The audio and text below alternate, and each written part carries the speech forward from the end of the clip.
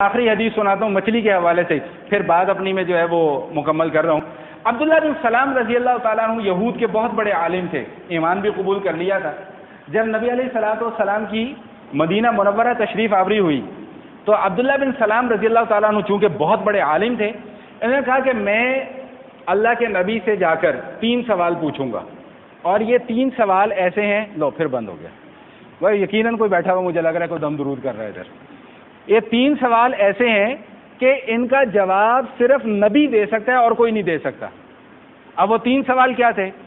فرمایا کہ پہلا سوال یہ ہے کہ حضور سے جا کر پوچھا کہ جی قیامت کی نشانیوں میں سے کوئی ایک نشانی بتائیں۔ دوسرا سوال یہ پوچھا کہ جنت کے اندر اہل جنت کی تواضع سب سے پہلے کس چیز سے کی جائے گی۔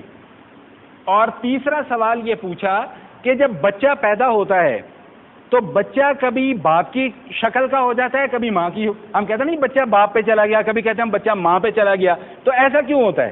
یہ 3 سوال تھے۔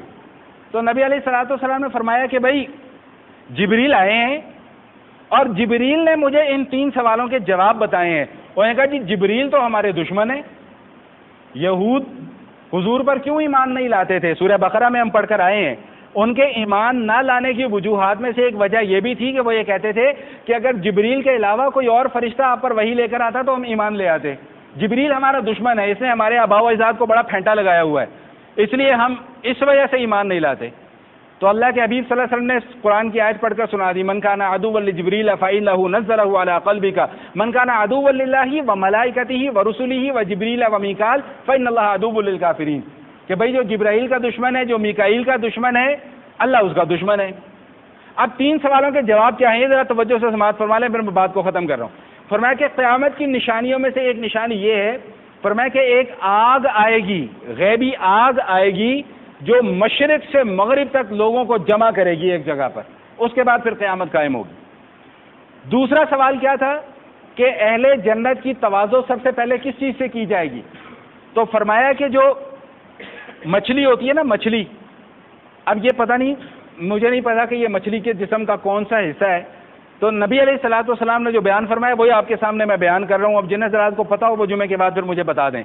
فرمایا کہ مچھلی کا جو جگر یا مچھلی کی جو کلیجی ہے اس کے ساتھ کوئی حصہ آگے بڑا ہوا ہوتا ہے اور وہ انتہائی لذیذ اور ذائقہ دار ہوتا ہے۔ مجھے نہیں پتا یہ کون سا حصہ ہوتا ہے، جو مچھلی بنانے والے لوگ ہیں وہ زیادہ بہتر بتا سکتے ہیں۔ فرمایا کہ اہل جنت کی سب سے پہلے تواضع اس چیز سے کی جائے گی، اور ایک وقت میں 70,000 جنتی جو ہے وہ اس خوراک کو استعمال کریں گے۔ اور تیسرا سوال ان کا کیا تھا کہ بچہ کبھی باپ کی شکل پر چلا جاتا ہے، کبھی ماں کی شکل پر چلا جاتا ہے، تو وہ کیوں؟ بچے بھی چونکہ یہاں پر بیٹھے، میں اس لیے کوڈ ورڈز کا استعمال کروں گا، باقی ماشاءاللہ آپ سارے کے سارے سمجھدار ہیں، کہ جب مرد اور عورت کا ملاپ ہوتا ہے تو فرمایا کہ اگر مرد کا پانی سبقت لے جائے، پہلے نکل آئے اور پہلے رحم تک پہنچ جائے، تو فرمایا کہ وہ بچہ باپ کی شکل پہ چلا جاتا ہے، اور اگر ماں کا پانی پہلے سبقت لے جائے اور وہ اس کے رحم میں چلا جائے تو پھر وہ بچہ جو ہے وہ ماں کی شکل پہ چلا جاتا ہے۔ یہ 3 سوال تھے جو عبداللہ بن سلام رضی اللہ تعالیٰ عنہ نے نبی علیہ الصلوۃ والسلام سے کیے، اور نبی علیہ الصلوۃ والسلام نے ان 3 سوالوں کے جواب ان کو ارشاد فرما دیے۔